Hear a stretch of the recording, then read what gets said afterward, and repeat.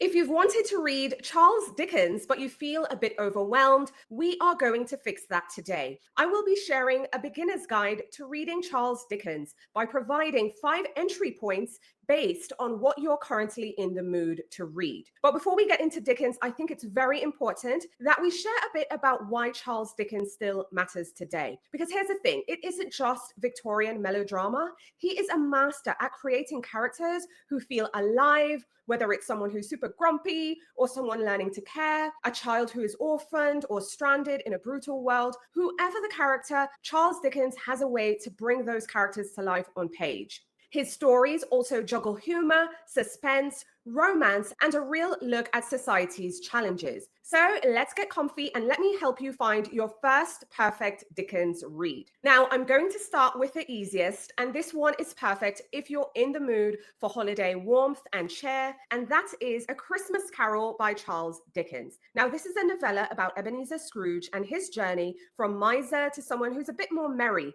after having 3 ghostly visits. Now, this is a great beginner's guide because it's short. It's under 100 pages. It's packed with lots of heart. It really shows Dickens' flair for memorable characters and, of course, giving us a classic redemption arc. So if you crave feel-good stories that leave you smiling, or you just want a taste of Dickens' magic without committing to a 500 or 900-page epic, this is a great starting point. And also, if you've only ever watched the movie, it's high time you pick up this book. Now, if you're in the mood for a coming-of-age narrative with a side of romance, I highly recommend David Copperfield. Now, I'm a huge fan of David Copperfield. It's a personal favorite. And David's story from a terrible childhood to a triumphant adulthood, but it's also just full of hardship, friendship, and first love. Again, this is a great coming-of-age by Dickens. Now, the reason I think this is great for beginners is that it reads like a memoir. Dickens is nodding and winking at you throughout the pages, and I love how he balances really dark moments with genuine warmth.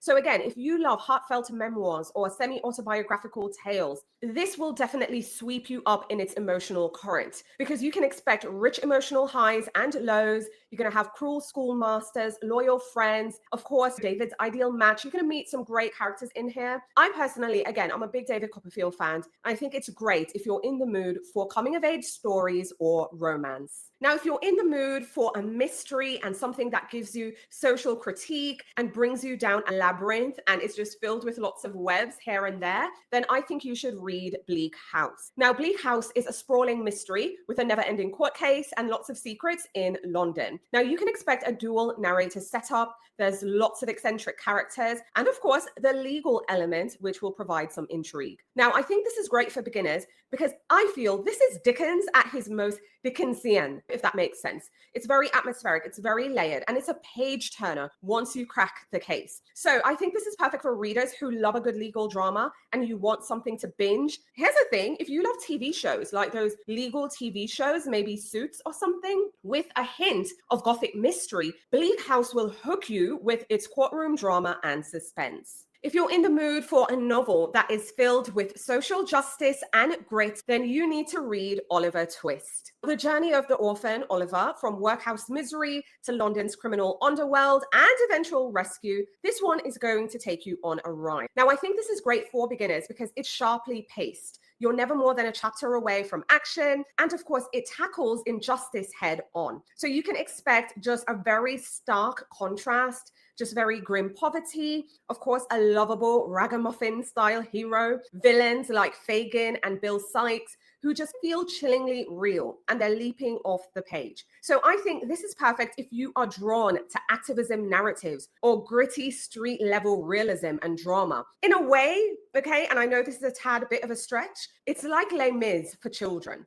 because of course we have Oliver's fight for dignity at the center. So again, if you're in the mood for social justice with a side of grit, you should read Oliver Twist. Now, if you're interested in an epic historical drama, then you need to read A Tale of Two Cities. Now, this is a story of love, sacrifice, and revolution set against the French Revolution and all the chaos happening in London and Paris. Now, I think this is great for beginners because it's one of Dickens's stories that really pack a powerful emotional punch. And it has those timeless themes of rebirth and redemption as well. So you can expect double lives, daring rescues, and of course, that unforgettable opening line. It was the best of times, it was the worst of times. This is the story, and I think it's perfect if you love historical epics that will just satisfy your craving for just sweeping drama, high stakes, and again, just revolution, love, and sacrifice in the backdrop. So this is perfect for epic historical drama fans. Now, I have a bonus entry point for Charles Dickens that is more a light-hearted escape.